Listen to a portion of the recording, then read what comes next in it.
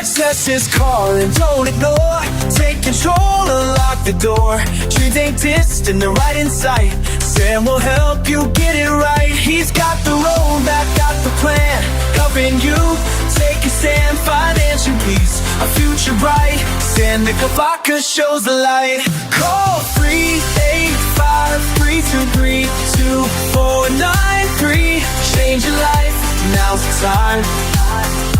Build your wealth, make it strong. Leave a legacy that lasts long. He's got the keys, no need to wait. Financial freedom.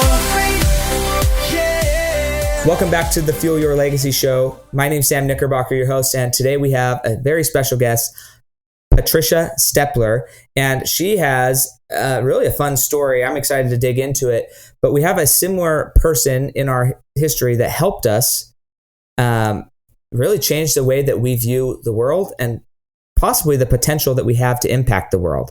And that's really what I'm excited about, is what are the things that we should have been asking ourselves our whole life that we didn't find out till later. And once we asked ourselves that question, it changed everything. What's that question for you?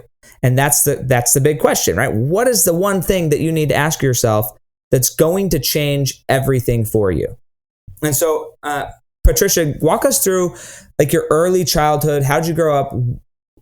What was the things that like were concerning, or the things you would stress about in your younger years? Yeah. So when I grew up, I feel like I grew up in a more normal household. Although my dad became very sick when I was probably 7 or 8 years old and had some major surgery when he was 9. So money became an issue because for about a year, he could not work. And so that for the first time, my mom went to work. And so that became a difficult, experience. Being a 9-year-old, not knowing whether your dad was going to live or not. And, then just all the financial burden. Yeah. So, and are you the oldest, youngest, middle child? I am the youngest. I have an older brother. It's just the two of us. The two of you. And where was his takeaway from that experience in his childhood? We never really talked about it. So I don't know what he felt. But I'm sure that the money aspect was there for both of us. Because I know at one point he said, never seemed like mom and dad had money. They were always struggling with it. So that was definitely an issue. Do you feel like, now you guys are much more advanced in your careers and life. Has he also become very financially successful, or is he not really? He has. So yes, he has. And in your coaching and your transformation, have you talked about the lessons that you learned that helped you make that transformation into more wealth creation? I would say just vaguely. It was just the only conversations we've really had about that were, not having that struggle of where's the money coming from? How do we scrape to find it? And just believing that there is abundance there and that there's good out there. And so this all happened pre 10 years old. Yeah. 8, 9, yes. 10 years old. Yeah. I was 9. He was 10. And what was the outcome? Your dad was able to get back to work. He was able to get back to work, and, that kind of eased the financial burden then. And then my mom actually, when my brother and I went to college, she actually got another, she started a business, and she used that money to put us through college. Cool. So she worked for a little bit while your dad was in need, and then she stopped working. No, she continued to work. Yeah, this extra business was something she did in addition to her full-time job. Okay, it was like awesome. a side business. And so did you go to college, just make it through high school? What was your kind of life path after this experience, really understanding, okay, maybe money is more important. It's not everything. Money's not everything. We're going to have a big conversation about that. But it's more important than just not worrying about it at all. What changed as you got into your teenage years and maybe early 20s? Yeah, I think things started to ease up during my high school years, because both my parents were working, and it was sometime towards the end of my high school when my mom started this little side gig business. But, I think when you were saying about, what your experience was, I was pretty much told when I was probably in 7th grade, maybe, that I would be going to college. It was not an option. And, I was 3rd generation going to college. But all 4 of my grandparents, which was highly unusual in the early 1900s, they would have been going to college. And all 4 of them were college graduates. So it was kind of a generational thing, that in an expectation to go to college. So it was like not really a choice. Okay. And did you know what you wanted to do when you went to college, or did you just go because you didn't have a choice and you picked something that sounded interesting? Well, so interestingly enough, so I do have this older brother, and he was always better than I was at everything. It seemed like he was straight A student, top of his class, and I was, above average, but I was certainly not straight A. So I always felt inferior to really everybody in my family, which is interesting because when we were cleaning out my mom's house, we came across my dad's report card, and honestly, he was not that good of a student, but I always thought he was brilliant, So it's sometimes our perception of things, or what we're told, or how we feel about others, that, we get these belief systems inside of us.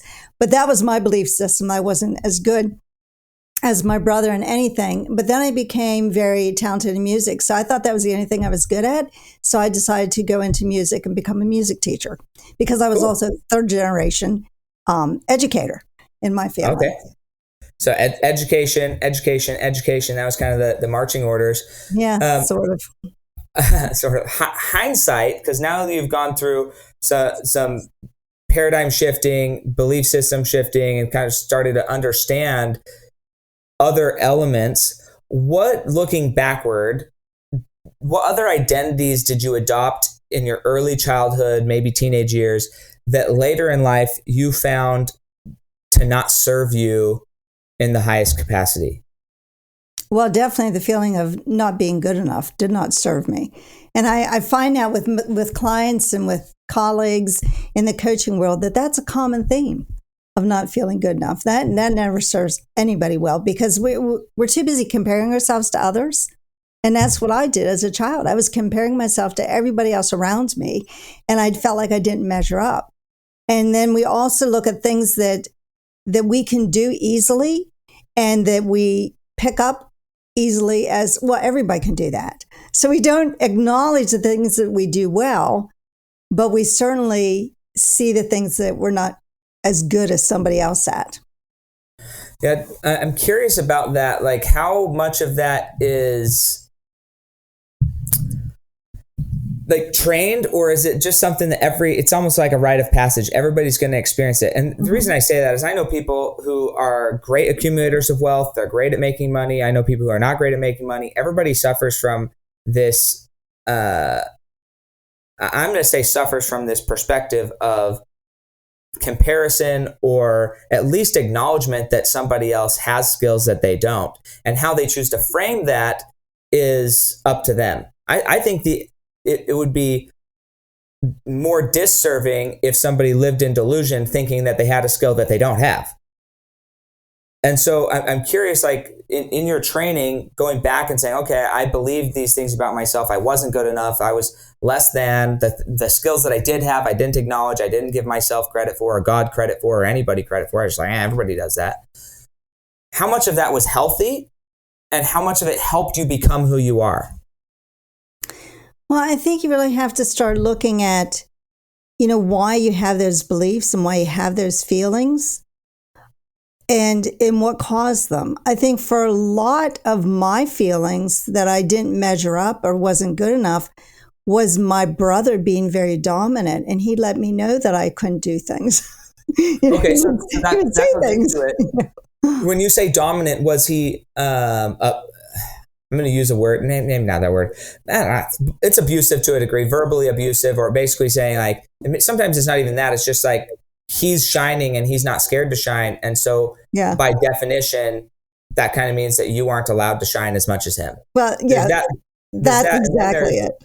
Yeah, sometimes there's that, and then sometimes there's like, hey, you actually suck at this. You shouldn't do this ever again because you suck at it. Like there's two types of it. There's like, hey, I'm so good, and so we internalize the fact that we're less than, and then there's blatant express you are less than, kind of bullying or verbal abuse. So I'm curious, like in your experience, what was it more of?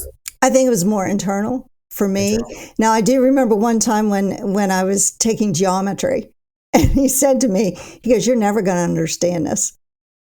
And when he said that, I took that as belief because he had already taken geometry and he knew me. And I did struggle in geometry because it was like, you can see it's a right angle. Why do I have to prove that it's a right angle? Like that just didn't make sense to me.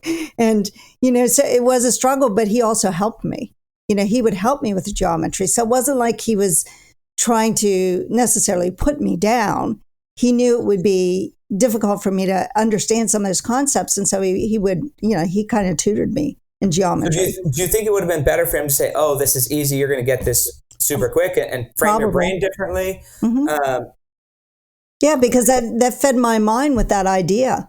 Oh, I'm going to struggle in geometry, because I'm not going to have, And so you get those thought patterns in your head and you start to believe them. So I believed what he was telling me. I think it's really common. This is a strange side note, but I think that it was more common. I think it's getting away from it, but it has been, at least when I was going through high school, it was like all girls thought they were bad at math. I don't know why. I don't know where they got this like idea that just girls are bad at math, but it's definitely something that, at least in my high school years, it was just like a well-known, everybody accepted it, even though it wasn't true. And some of the smartest people in the school were girls, and they were doing crazy calculus at very young ages. Like all of it, like there was plenty of evidence to defy that norm, but it still seemed to be a general norm that everybody accepted. So it's kind of interesting to see, like, where does that play into your interpersonal relationships? Where does that play into your belief system? And I guess I'm really curious, did you ever break free from that, or do you still believe you're not that great at math? No, I actually broke free from it when I was in college, because I just had to take one college math class, and it was a trigonometry class, and I kind of dreaded it because knowing that while I enjoyed algebra and I had trig in high school and I enjoyed that. But when I got to this college class, I just soared through this college class, and I couldn't understand why other people were struggling, which was kind of a flip for me because that was not the norm when I was in high school. Yeah, it's fascinating. I had a very similar college experience when I was raised mostly homeschooled, so I had that. The only things I did really take from the high school was math, and I took choir. I was part of the choir, and so that was kind of my only things that I was part of. And then when I went to college, I had always thought, I'm not that great at English. I'm not that great at writing. I'm not that great at a lot of things. And whether that's true or not, I don't know. But by the time I got to college, I was getting A's and everybody else was getting B's and C's. And I'm like, what? Are you not studying? Like, what is the issue here? It seems as though you're not trying, because I'm not good at it. I am trying, right? I'm putting in a lot of effort to get good at it. But sometimes I think we mistake, like, if we're not talented at it and it doesn't come naturally, then we're just bad at it, rather than believing we have the capacity to become good at something. Right. Well, I think the other thing is, with looking back at my high school days, some of it was I really didn't care, and so how much is that impacting it? And when I got to college, I really did care. And I really, I won't say I buckled down more, because I always did work hard even in high school. But I think there was just this realization that, hey, this is really important now. And I know, having been a teacher, that I had students that would come back to me when I taught in middle school, and they'd come back to me and they could have been, like a class clown in my class in middle school. And I remember this one boy in particular. I mean, he was pretty much BC student. And he came back and he said, hey, Mrs. Stepler, I'm getting straight A's now. And I go, what changed? And he said, now it counts. And I think there is that attitude sometime. And for me, it was the expectation. it was expected that my brother got straight A's. It was never expected of me. And that expectation, I think, has a lot to play into it, where, I didn't have my parents coming down on me if I didn't make an A. It was okay if I made B's and an occasional C. They didn't like the C's, but it was okay. Do you wish that they were harder or had higher expectations of you? Yes, I do. But that wasn't the time. When I grew up, it was pretty much a man's world. And so the, expectation was on my brother. And, he got all the pressure. Yeah. How does he feel about have you guys talked about that? I never talked to him about it. But he became very successful. So, he's done very well for himself and, went flying through college and then on to law school. So, he's, it was okay for him. It didn't bother him, I don't think. That's so interesting. I talked to my siblings about a lot of different things in our childhood and how we were raised and the things that were good, things that we all kind of feel like, man, that didn't sit well with us. So it's interesting that you haven't really discussed any of those things with your brother, because he's really the only other person who would have had a similar lived experience than you in the house.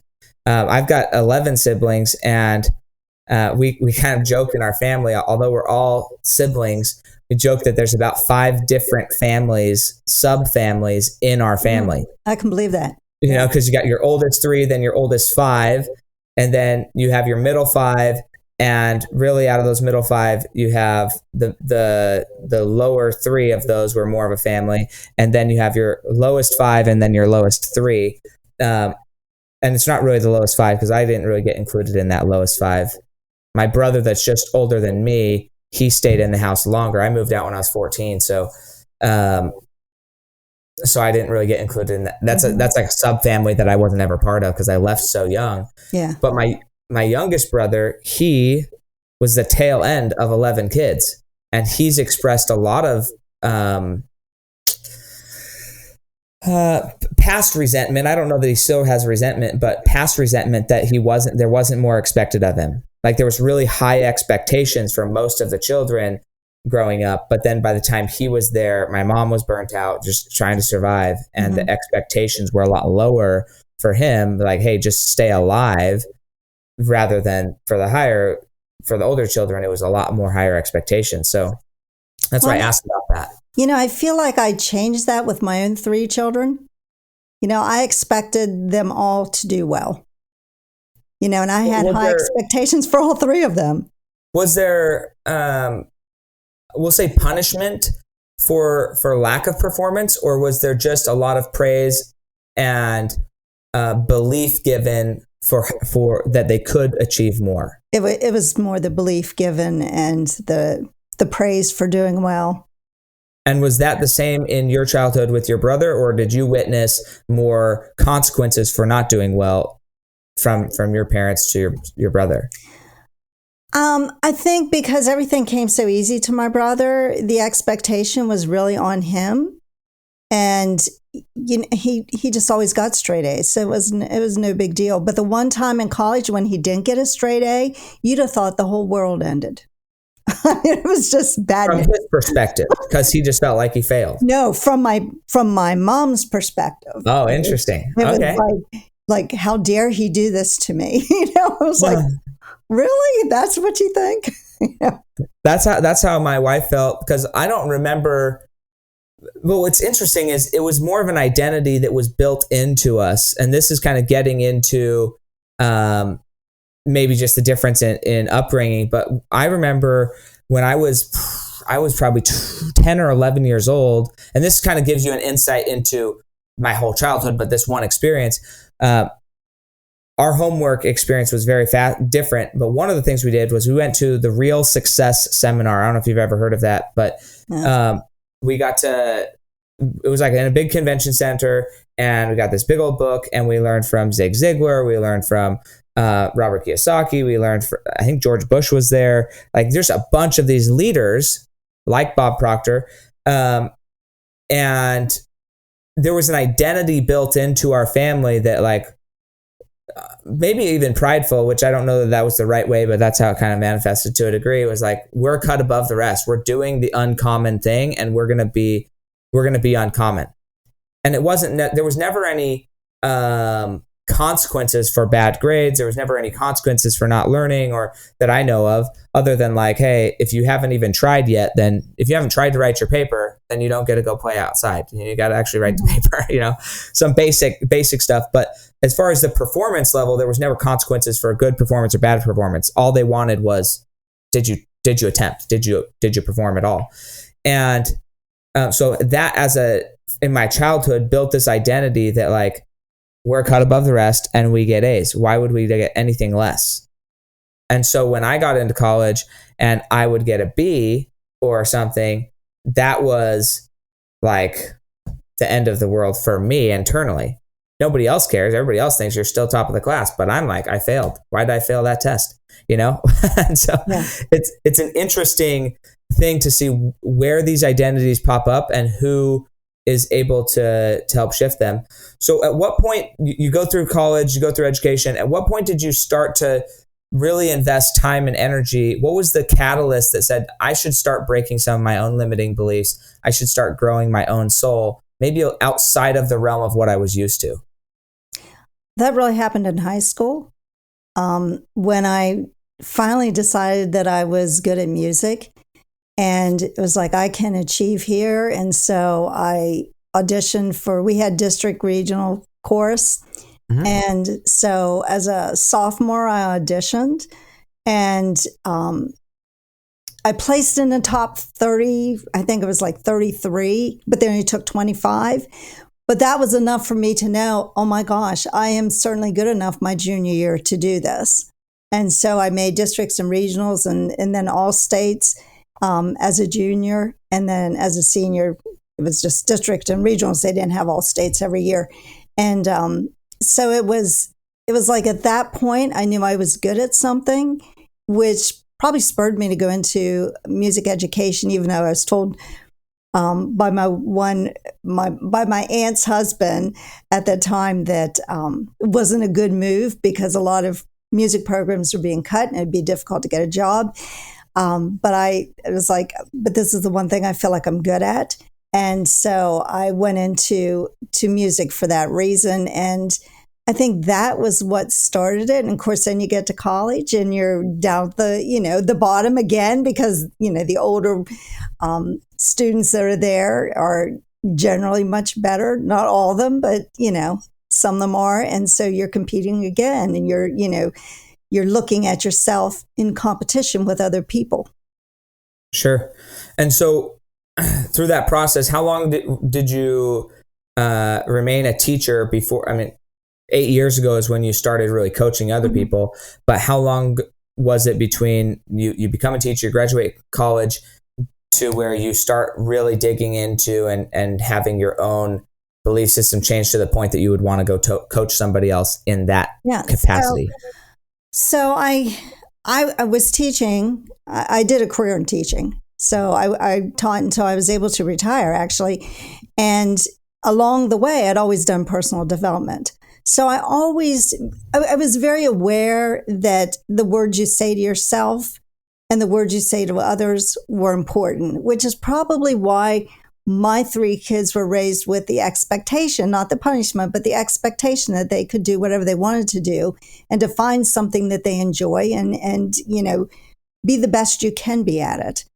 And then it was actually my son who spurred me into this business. In the back of my mind, honestly, if I'd have felt my parents could have afforded it, I'd have stayed in college for an extra year or two to get a business degree, because I felt like when I was there that I was really more interested in maybe not teaching. I liked music, but I wasn't sure I wanted to be a teacher until I started student teaching and really enjoyed it. But up to that point, I wasn't sure I wanted to be in education. But my mom insisted that I get an education degree because she did not. And, later on in life went back and picked up an education degree. So she was kind of insistent that I stay with music ed instead of just music degree. But it was my son who actually really got me into coaching. And that was because when he was 12, he told me my oldest daughter was in college. My second daughter was about to go to college. And he said that I didn't need to worry about putting him through college, that he was going to get a scholarship. And I said, well, how are you going to get that scholarship? And he said, well, I'm going to be a collegiate athlete. Now, I want you to understand, at no time did I believe that would ever happen. And part of that was because while he was good at athletics, he was also a type 1 diabetic. And so that added just a whole realm of differences. And, it was difficult for coaches sometimes because he couldn't play at times in a game because maybe his blood sugar was too high or generally it was too low. And, so that was an issue. So at 12, okay, you might be really good at 12, but he happened to grow taller than most of his friends. And, eventually they're probably going to catch up. So you never know, in 6 years, will you still be really good? But he did. He was a very good athlete all through high school. But he just kept telling me he was going to get this college scholarship. Now, when he told me at 12, he played football, basketball, and baseball. And I asked him, well, which sport? And he said, well, I don't know yet. So by his sophomore year in high school, mainly because he had a really bad shoulder injury playing football, he decided it was going to be baseball. Well, then we go to all these showcases and collegiate baseball coaches would say, there's no money in baseball. So if you think your son's going to get a full scholarship, forget it. It's not going to happen. Well, I never told him that, because they would pull the parents aside and talk to the parents. Sure. But I'm sure he knew it because he researched everything. And so he found the team he thought he needed to be on as a travel team to get this scholarship. And he was played with them in the fall of his junior year. And then they said, if you do a really good job, you'll be on our, summer team. And so when it came time for audition or tryouts for the summer team, he didn't make the team. And I was like, why is this happening? And here was the strange thing. He was the last one to go in the batting cage and the last group of, the baseball players to run the drills and so on. Uh-huh. And what I noticed was they weren't even watching him. And I thought, no, they're not watching him because they already know he's going to be in the team because he played so well for him in the fall. Or are they not watching him because they're not interested in him? Well, it must have been the second, one because he didn't make the team and he was devastated. And, I think that's one thing we have to realize that when you go after a goal, it's not going to be just step by step. You're going to, reach it. Sometimes there's huge disappointments. Yeah. And things happen because in looking back, hindsight's 20/20, looking back, it had to happen that way. They had to not watch him because had they watched him, he might have made the team, but that wasn't the team he needed to be on to get the scholarship that he wanted. And so, after he didn't make that team, we were like searching for a new team, found a team. They had one opening left on this team because by this time, a lot of them were already picked. And their opening was for an outfielder, which is the position he played. And what are the odds, And that team had a connection with this school in Georgia, which my son always wanted. We live in Pennsylvania, and he wanted to play in the South. And this school started to recruit him. And I'll never forget when we went down to meet the coach. And the coach was telling me about, or telling us, not just me, but telling our family about they have this player and that player and this player and that player, all these outfielders. And I looked at the coach. I'm like, so why do you want my son? Which was probably the stupidest thing to say, And because I think it really caught him by surprise. And so he explained why he wanted my son to play with him. So anyhow, when my son got this scholarship award, now it was a D3 school, and D3 schools don't give athletic scholarships, but they do give academic scholarships. And when we had met with the admissions office, they said, well, the most you can expect is 1/3 to 1/2. So when my son got this scholarship letter and we looked at it and we just screamed because it was a full scholarship. And, later on, after I found out what he had done and could explain it to him, he said, Mom, there was never any doubt in my mind that when I was opening that letter, it was going to be full scholarship. Well, there was all kinds of doubt in my mind because I didn't expect him to ever get it.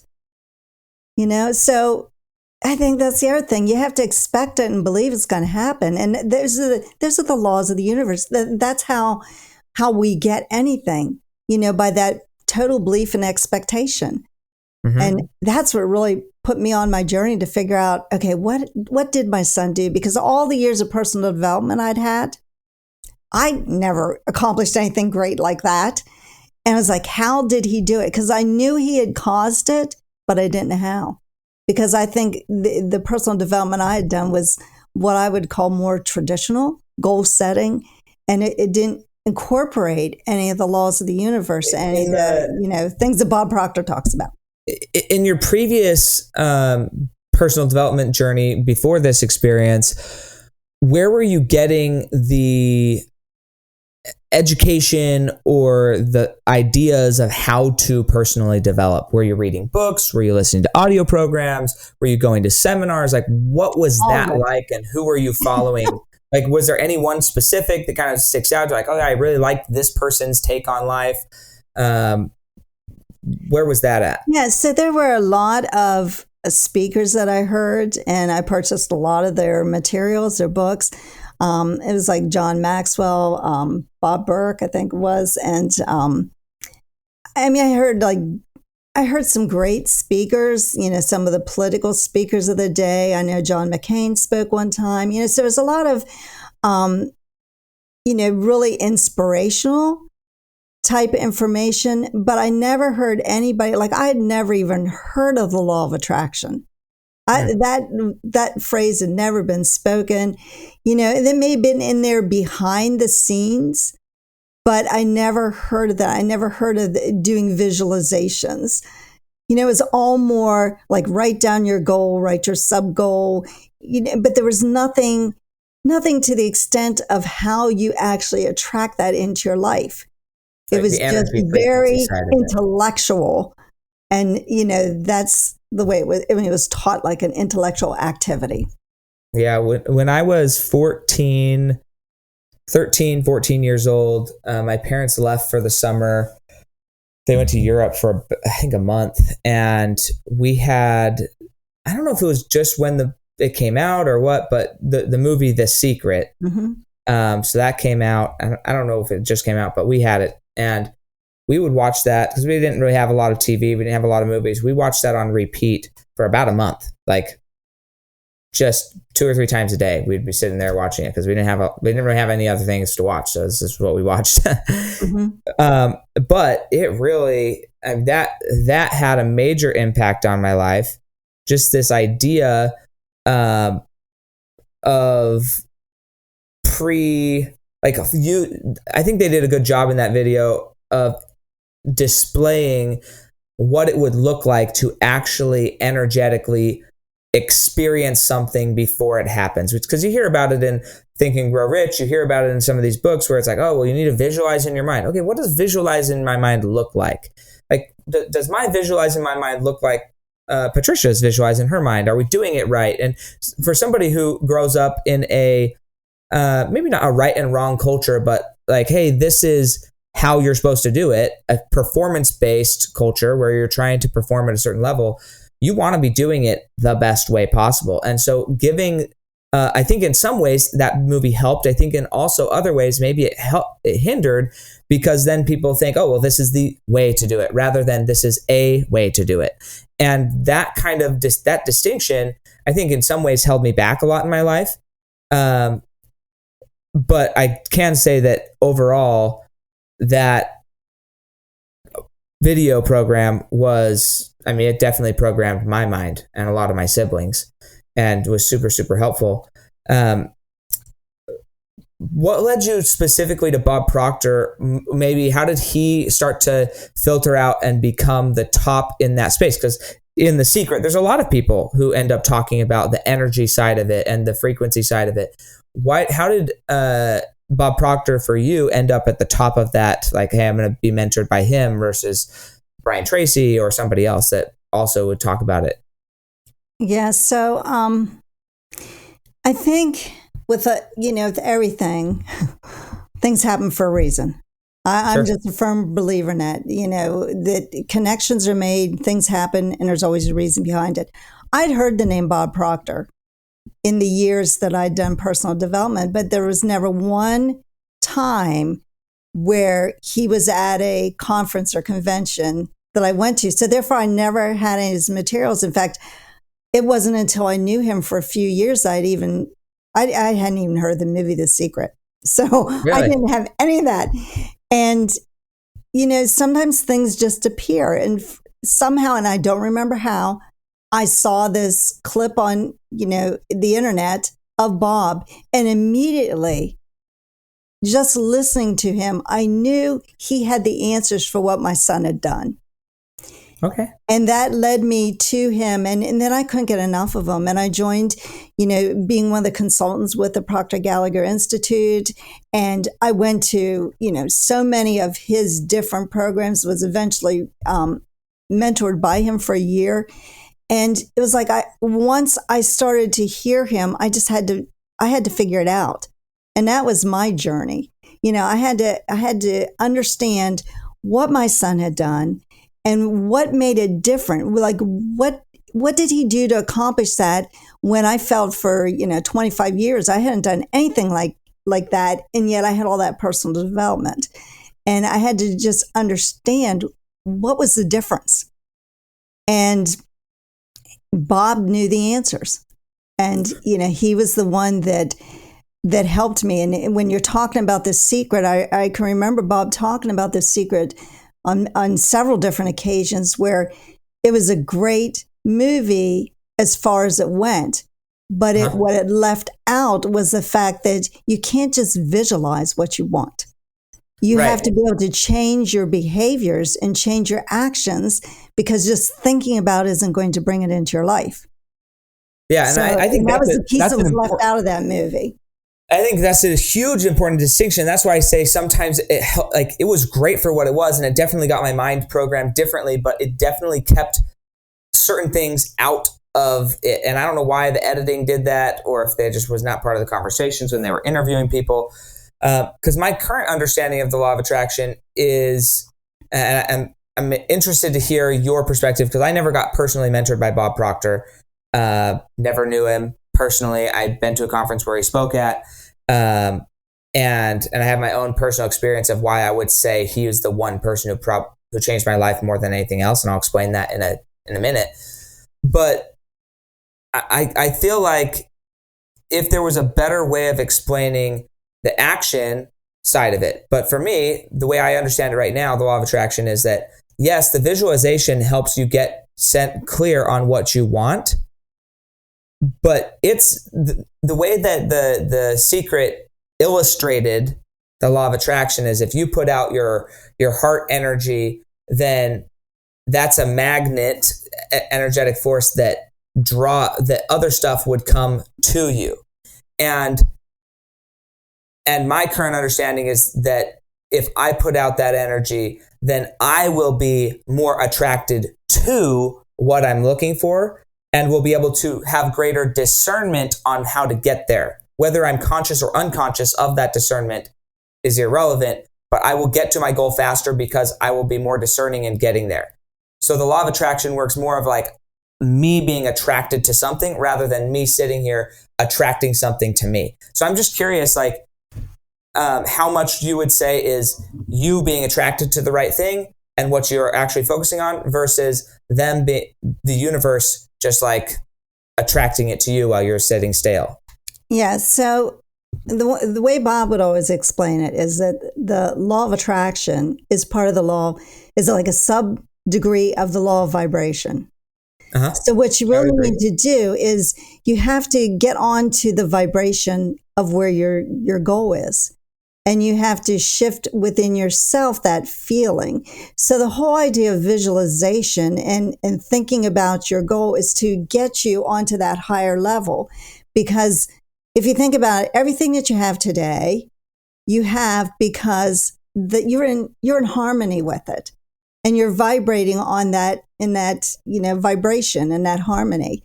But if you have a really big goal that's a lot higher, that's at a level that that you're not reaching just yet.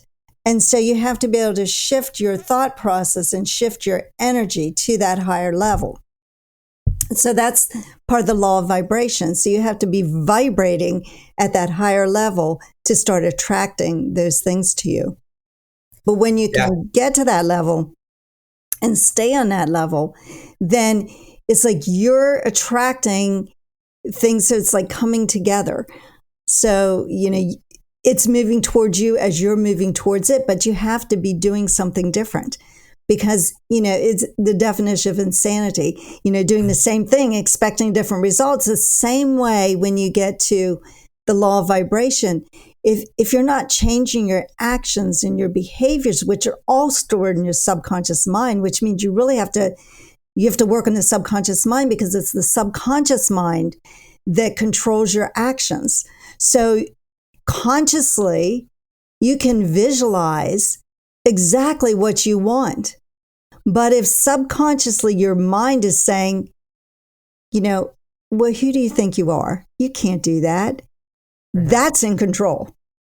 And so you have to change the subconscious mind to get to the belief level of what you really want before you're actually going to go into action and change what you're doing.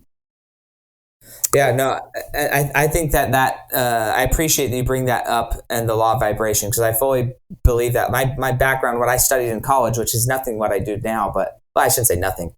On the one hand, it's everything that I do now, but different context. But I studied neuropsychology, and that was like neuroscience is probably one of my favorite topics to study to understand how does the brain actually get wired? What is the electric field that we're existing in, and how does that get disrupted? Why does it get disrupted? How does it get reorganized into a proper form and function that actually is flowing in accordance to what we want it to? And the fact that we can arrange electrons and neutrons and protons any way we want. So there's no right way. The only way is what's going to get you to the goal that you want. Mm-hmm. That's the right way to achieve that goal. But if you wanted a different goal, you'd need to rearrange them in a different form and capacity because like this chair, my pants, my shirt, they're all the same atomic structure as far as at its core. They're all atoms just arranged differently. Right.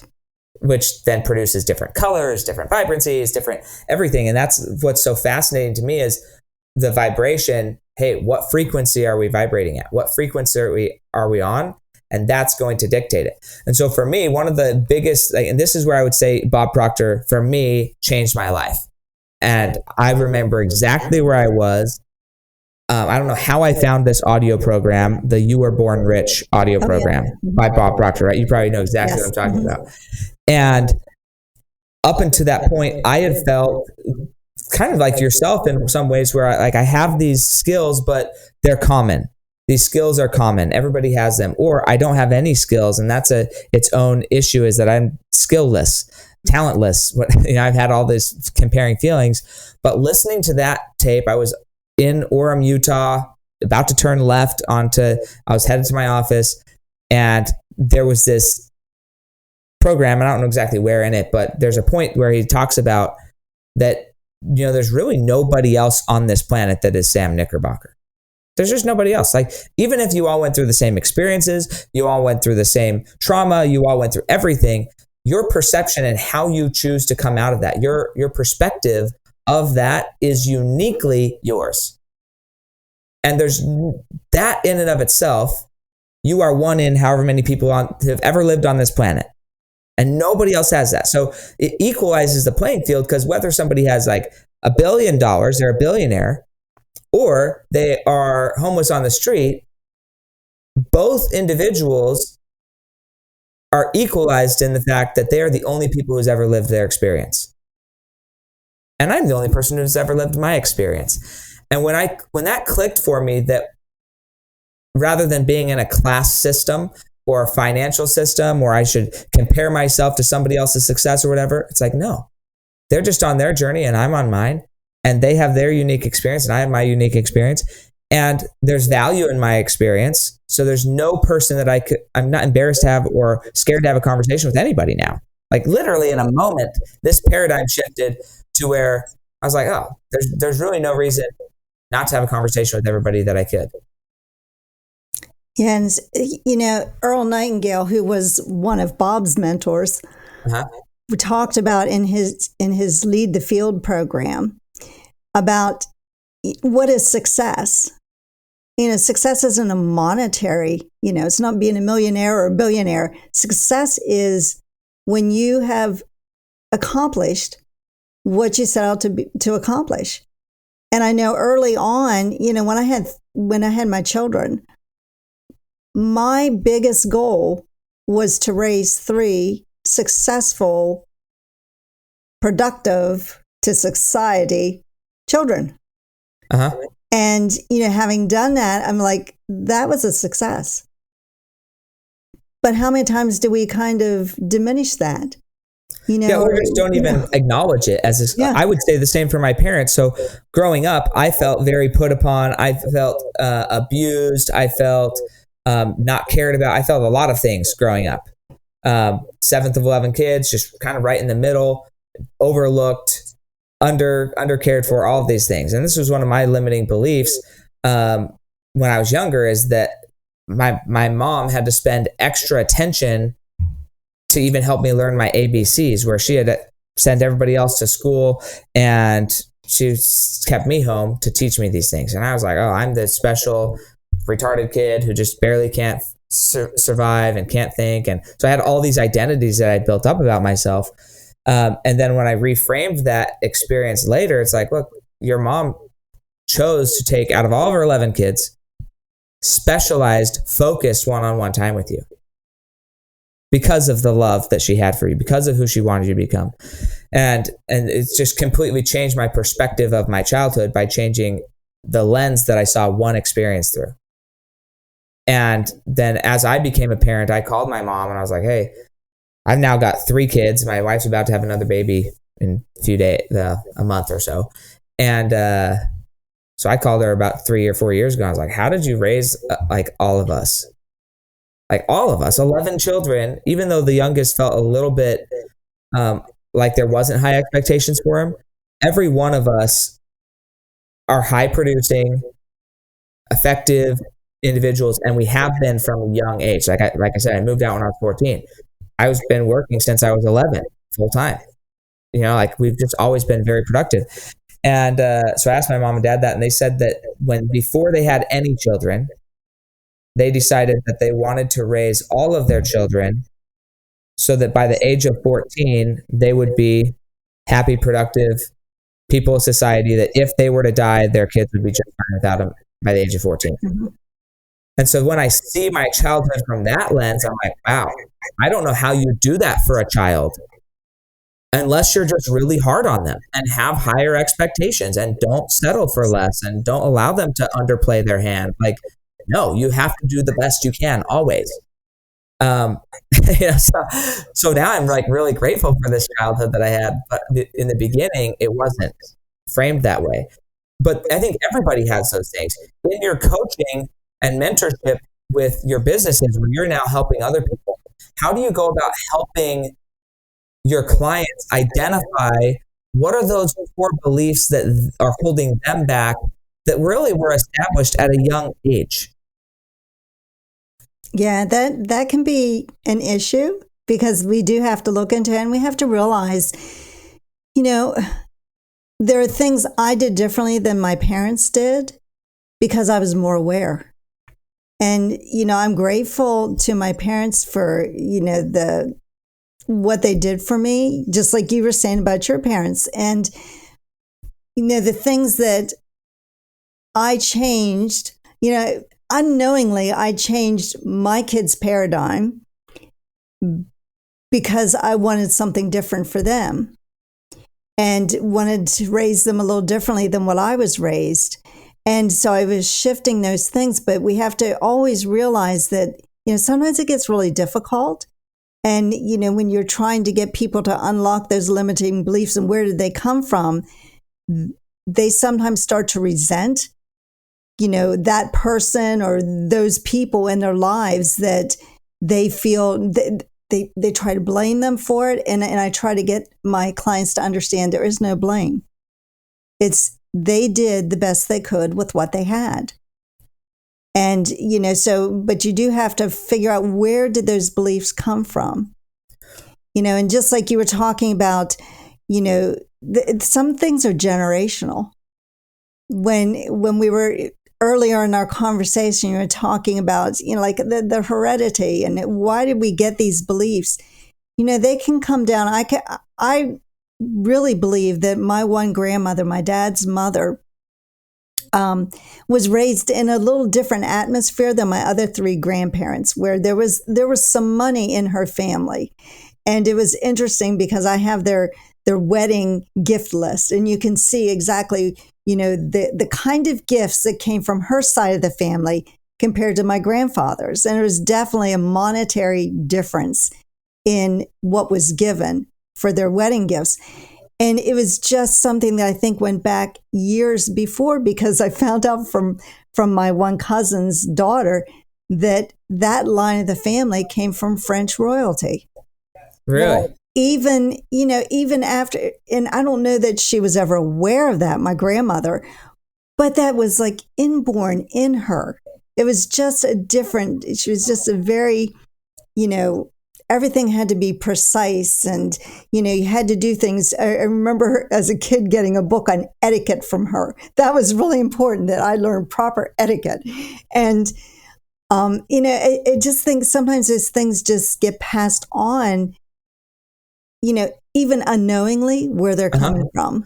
Well, I think that's one of the things I loved about my research in neuropsychology and epigenetics, and really getting into like the quantum field of how our brains and bodies are structured. Because when you think about this multi-generational thing, sometimes, at least for me, and everybody's mind works differently. This is what's so funny, is why I like The Secret, is because there was a lot of visual representation of what freaking energy is. Like, what does vibration mean? What is it? Not how does it work, but like, what is it? And so for me, like, if you think of a DNA strand, it is something. Those are electrons that are fused in a certain order and capacity to produce a certain result. And we know from we'll say just a Down syndrome child, like there's a difference. One of those things got swapped wrong, and now it produced a different visually looking individual. Well, there's a lot of people who visually look just fine, but their genetics got disrupted. My favorite example of this is actually, I don't know if you've ever seen the movie A Bug's Life. Yes. But the very first scene in this movie, after the old man is playing chess with himself, the very first scene is this leaf falling on the ant train. And they're freaking out. And then the lead ant says, oh, we're just going to go around the leaf. And they go around. And I didn't understand this until I sold pest control older. But ants actually, the way that they know direction is the lead ant lays a pheromone scent, and the following ants keep that pheromone scent between their two antennas. And so that's how they know where they're going. So when that scent gets covered up, they're lost. They literally don't know where they're going anymore. And the lead ant's job is to get them back on track. The fascinating thing is those ants could have easily lifted up the leaf and moved it out of the way and kept on their straight line. But instead of doing that, they just walked around it. And your brain's job, primary job, from an animal evolution perspective, is just to protect you from harm. It doesn't want you to experience pain. It doesn't. It's not your friend. It is your antagonist. It is the thing that's actually keeping you away from growth. Your brain, that's its job.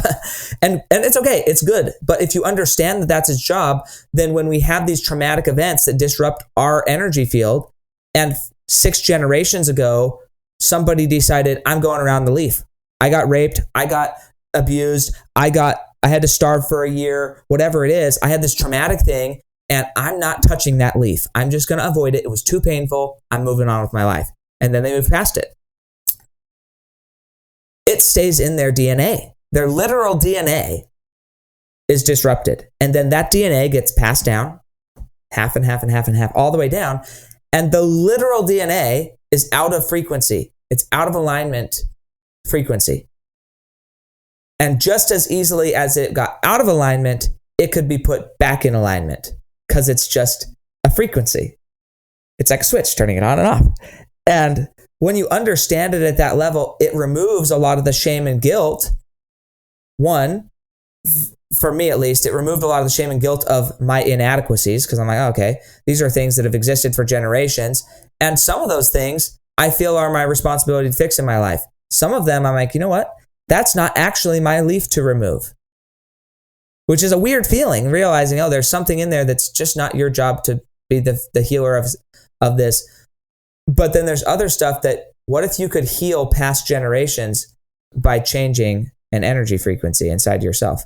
It's very fascinating. And I think it allows space for a lot of compassion in the growing process of transformation. So that's what I was curious. How do you do that for your clients to help them view the process of change? Because there is going to be shame. And when we feel shame or fear, or our brain's job is to protect us, so then we blame people because it's easier to blame somebody else and accept that this isn't something inside of us. Oh, that can't be. I'm perfect, And so, it's not the case for myself.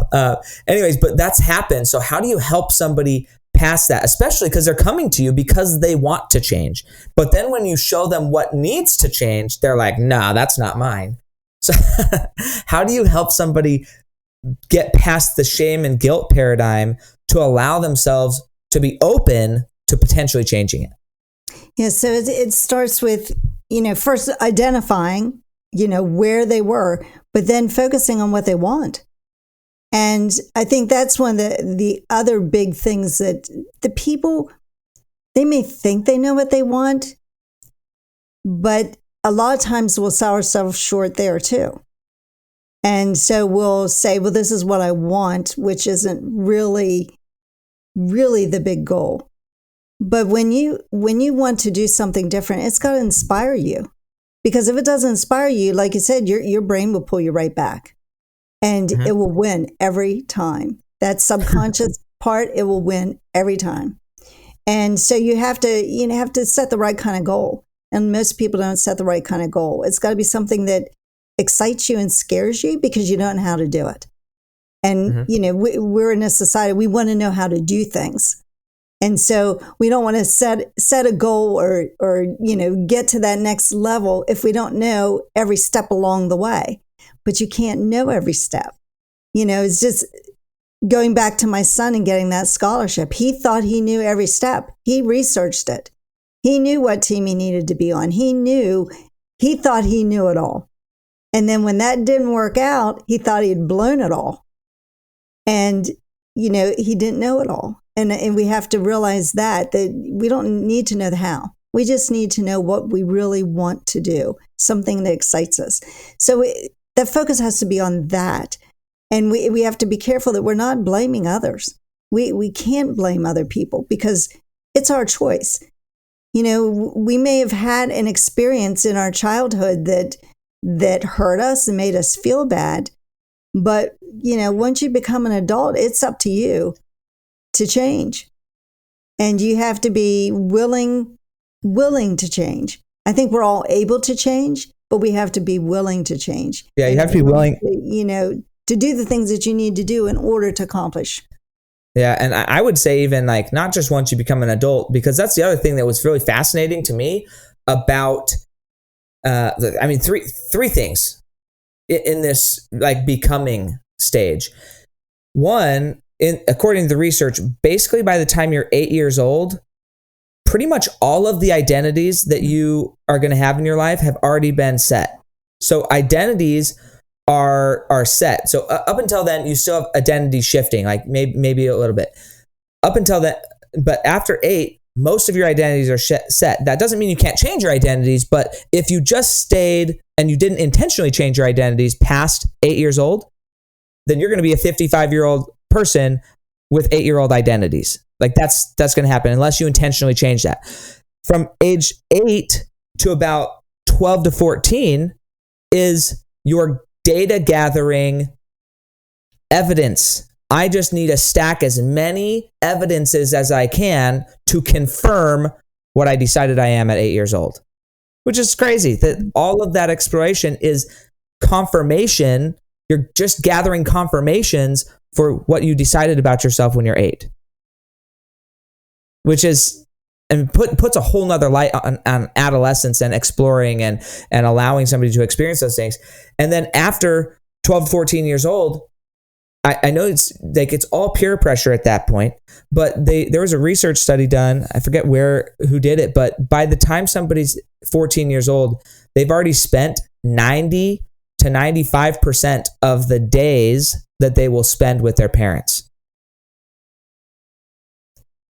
So like by the time that child is 9, as a parent, you've already spent 90% of all of the days you're going to experience with that child. So when on one hand we say, oh, by the time you become an adult, on the other hand, it's like you're pretty much responsible for yourself by 12 or 14 years old. If you haven't figured it out by then, your parents have like a very, very, very small level of impact past 14 years old. That doesn't mean they can't impact. That doesn't mean you shouldn't attempt as a parent. That doesn't mean as a child you should stop listening to them. That's not at all what I'm saying. It's just statistically, from just time, presence, there's not as much stuff that can be caught because it's not going to be caught from your parents past that.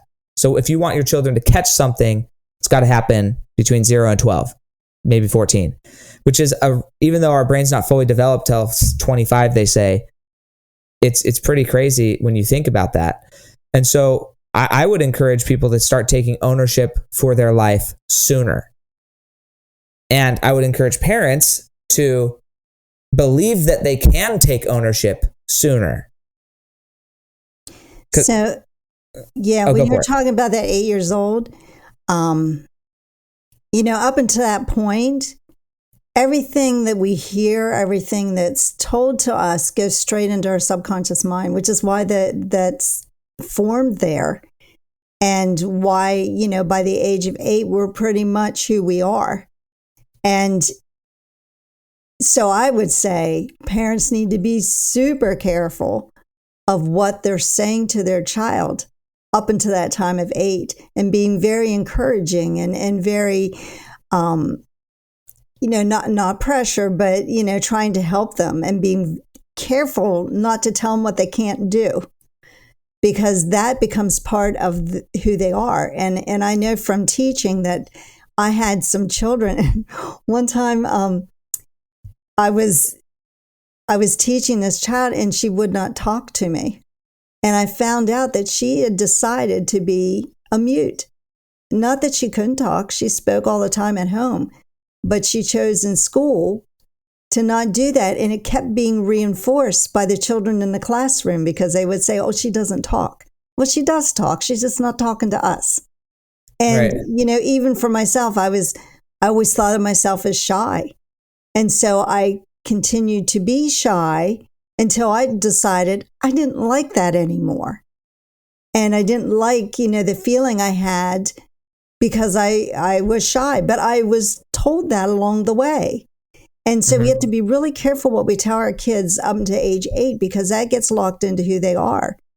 And I remember when I retired from teaching, before I felt like I could work with businesses, I wanted to have an experience to understand the things they were going through. So I did a 1.5 years of training, like corporate training, and I would do seminars, public seminars, and some in companies through this company I was working with. And I remember thinking that supervisors, business owners, managers, they all had the same issues with employees that teachers had with children, because we don't change much.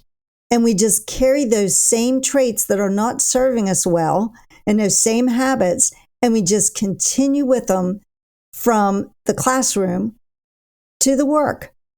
And so we don't change much. And so we really do have to be conscious of it. But the one thing that I think education systems are missing is we never really spend time trying to help children know who they are.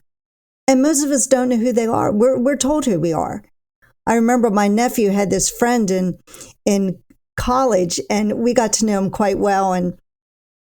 And his dad was an attorney. He says, I don't ever want to be an attorney. So he went into another field and went to college, graduated, did pretty well.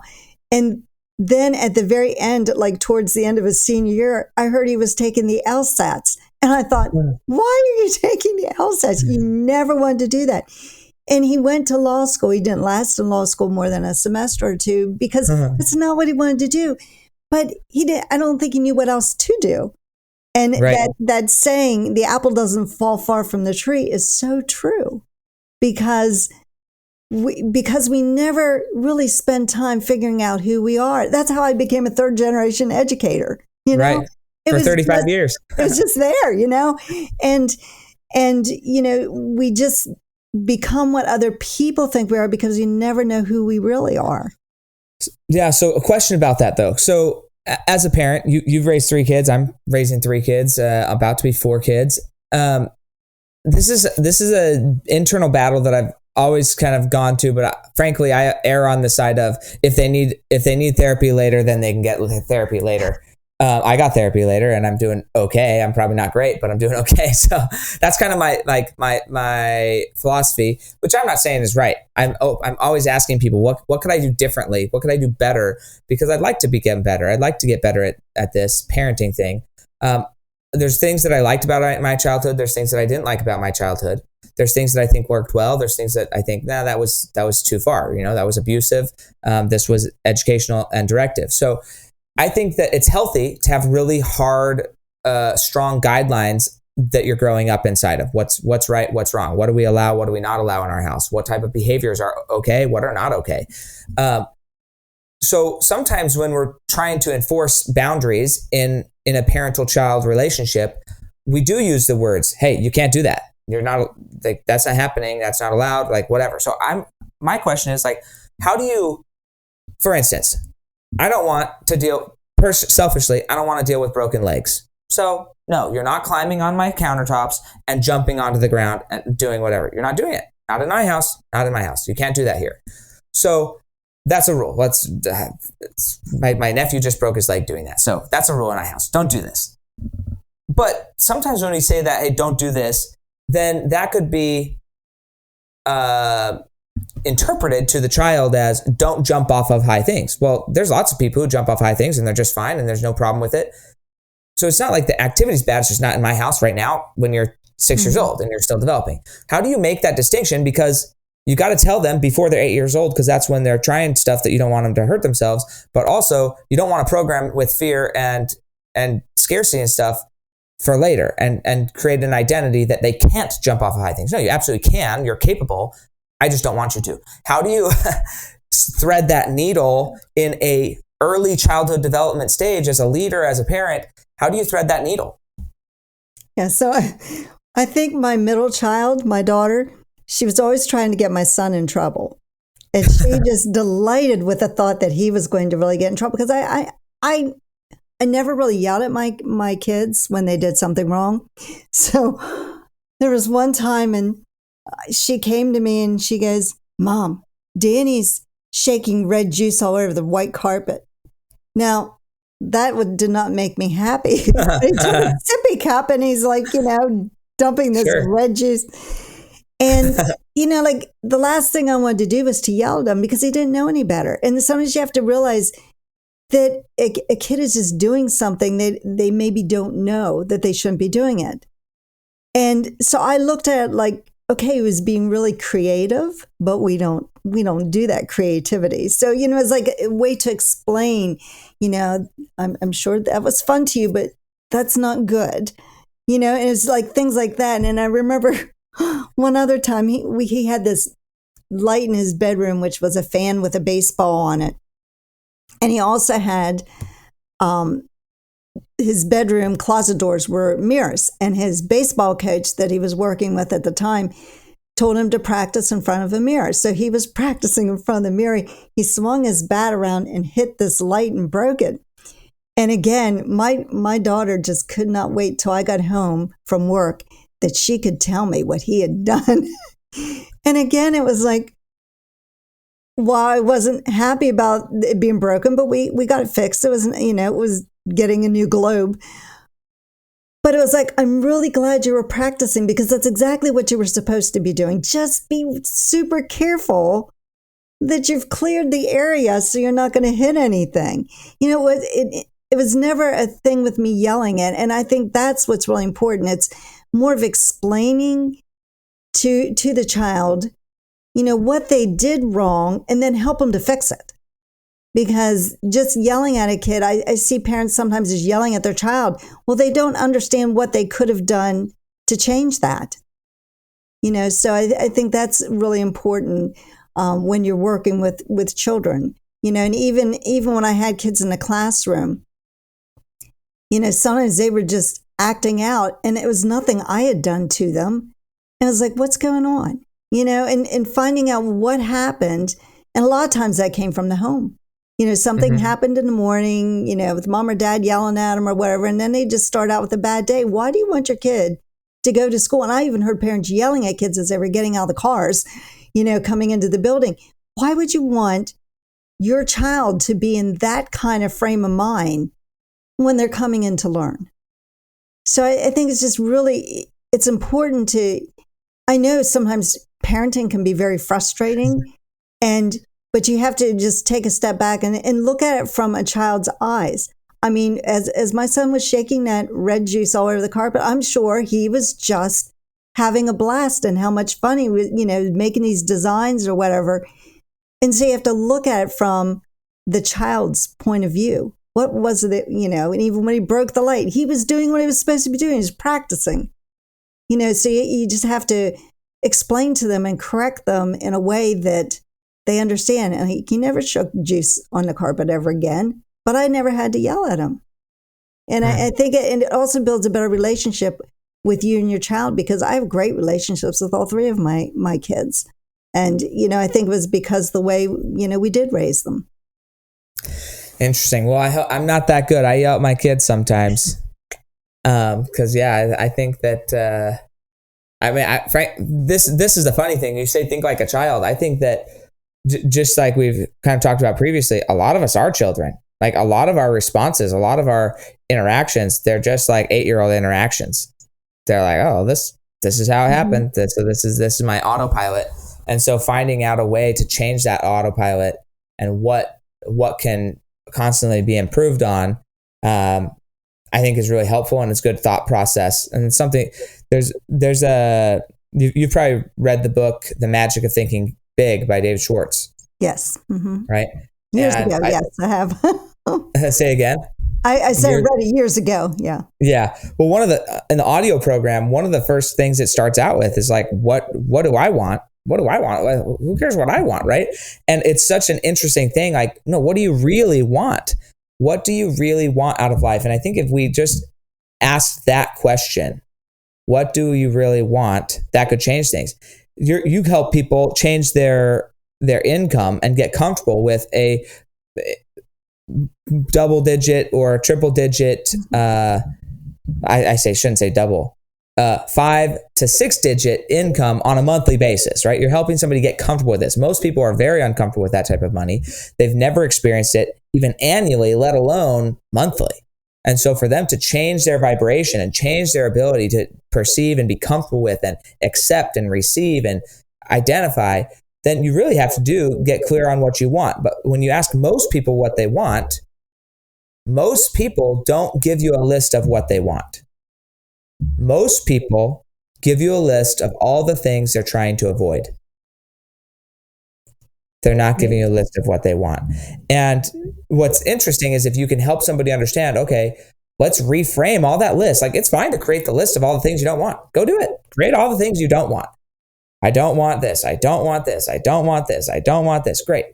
Once you've created that list, then we're going to draw a line and we're going to not be negative anymore. And next time you tell me that, you're going to tell me what you do want. If you don't want to worry about money when you go to the restaurant, and then what do you want? I want to be able to eat whatever I want, whenever I want, and pay for it confidently. That's the same statement, just different, very different, And so how do we reframe and stop talking about what we do want, what we don't want, and start talking about what we do want? What kind of tricks and things, I say tricks, but like principles, guidance, do you have for people to help them have that meta conversation inside their head and then start shifting how they say the things that they say? Well, what you were just explaining there was exactly one of the techniques I use is to write down, what things are happening in their life now that they don't want, and then to reframe it. And that is really key to that. And the other thing, you're talking about income. I remember the first time I met Bob Proctor, I went to a consultant training with him live. He said, your first goal should be to turn your yearly income into a monthly income.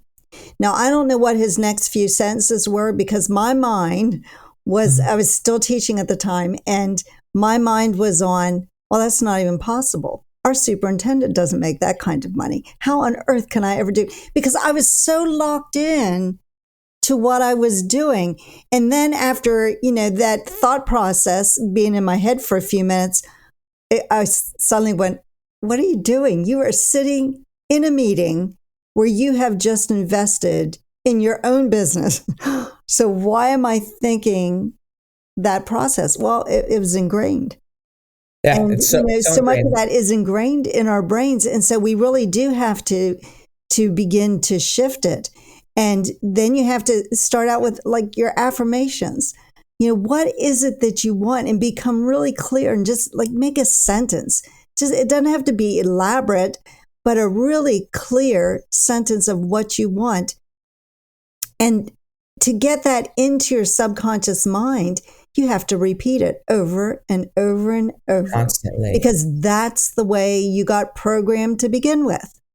And, just think about it when you're in school.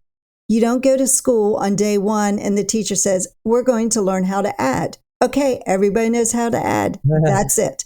You learn it over and over, and you repeat that process until it gets so ingrained that you just do it. Well, that's what you have to do with that goal that you want. And so you really have to have that spaced repetition. And that's what starts to make the difference. And, and then it is the visualizing, just like in The Secret, of what it is that you want. Where do you see your life? If you had X amount of dollars a month, what would you do with it?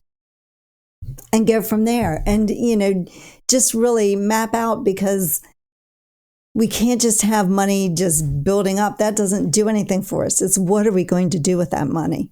Right. I think that's the other thing is like, okay, we never want to have to worry about money again. Okay, so I want to have X amount of dollars. Like, define the number. How much money do you think you need to never have to worry about money again? And then stop talking about never having to worry about money again. Start talking about, I want to be a confident producer of income for the lifestyle that I want on any given day.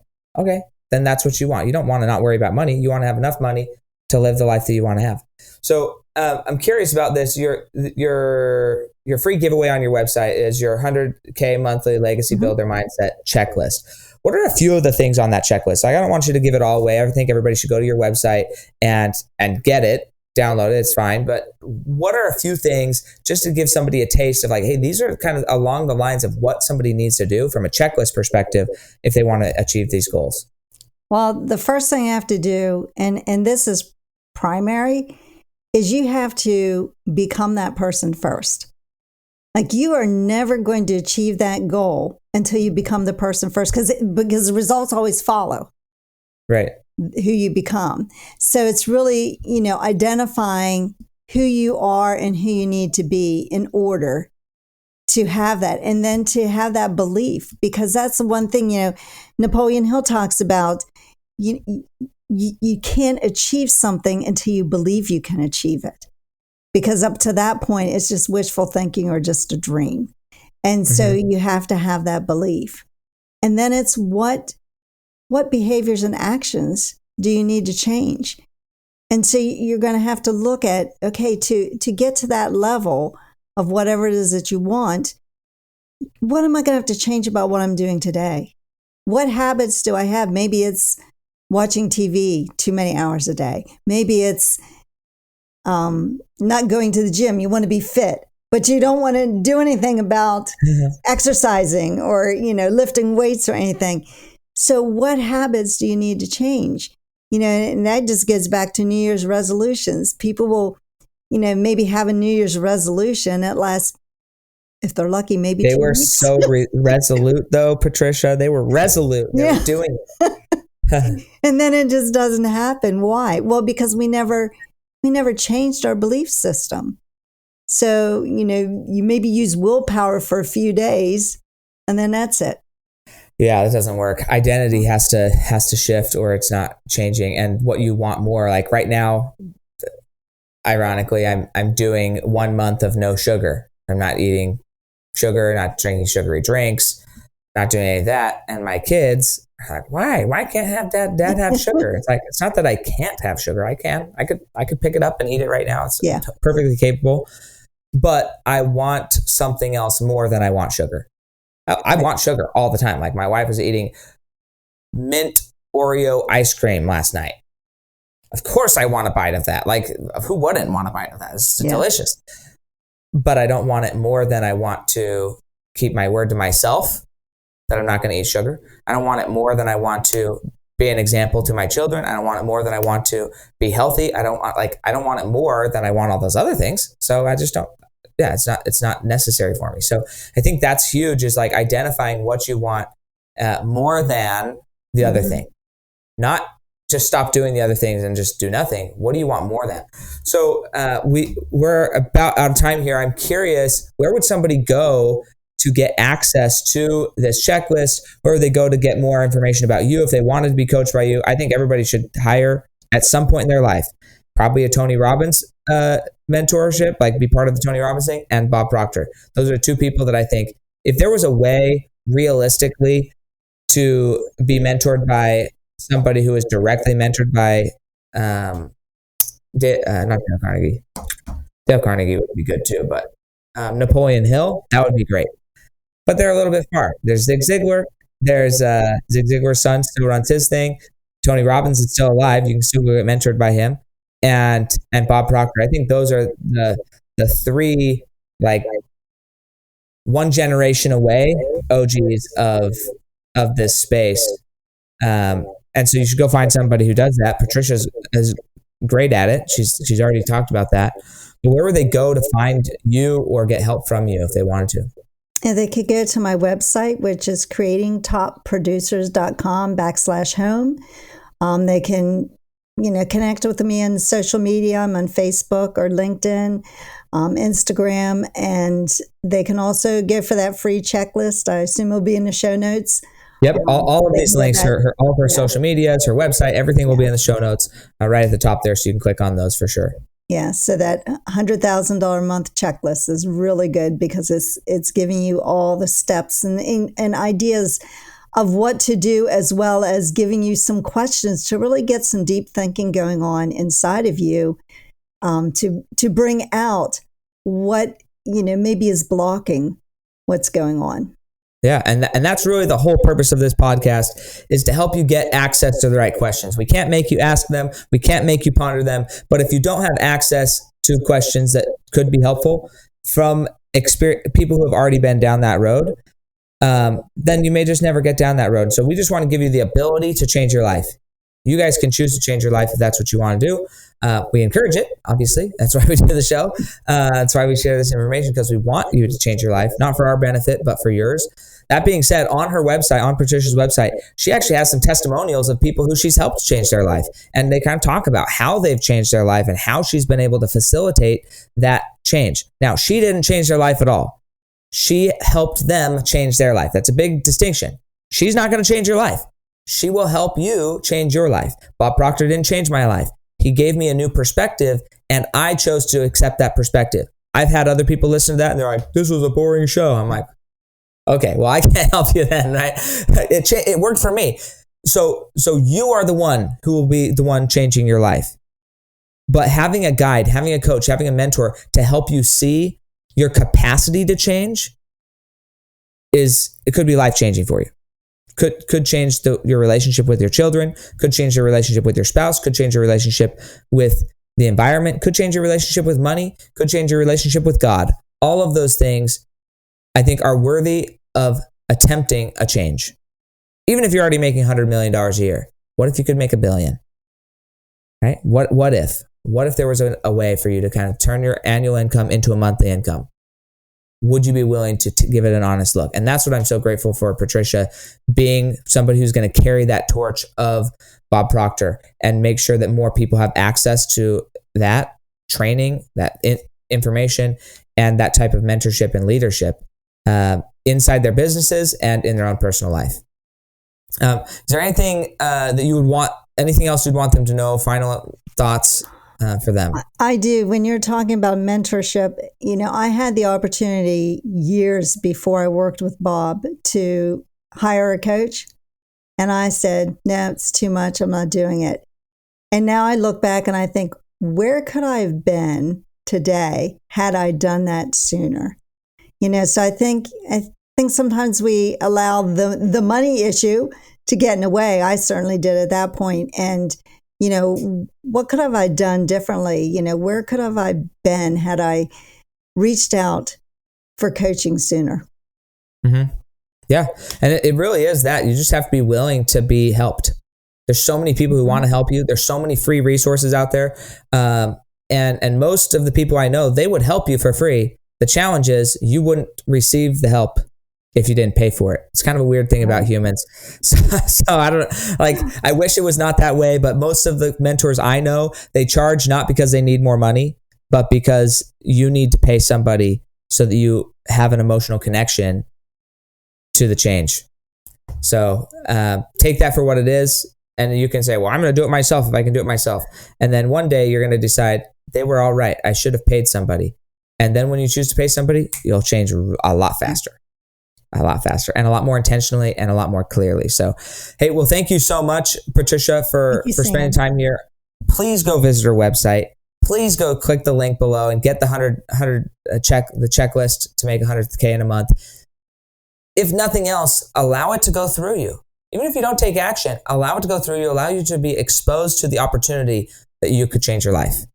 That would be my invitation there at the end. And thank you so much, Patricia. And we'll catch you guys next time on the Fuel Your Legacy Show. Call now, don't hesitate. 385-323-2493. Change your fate.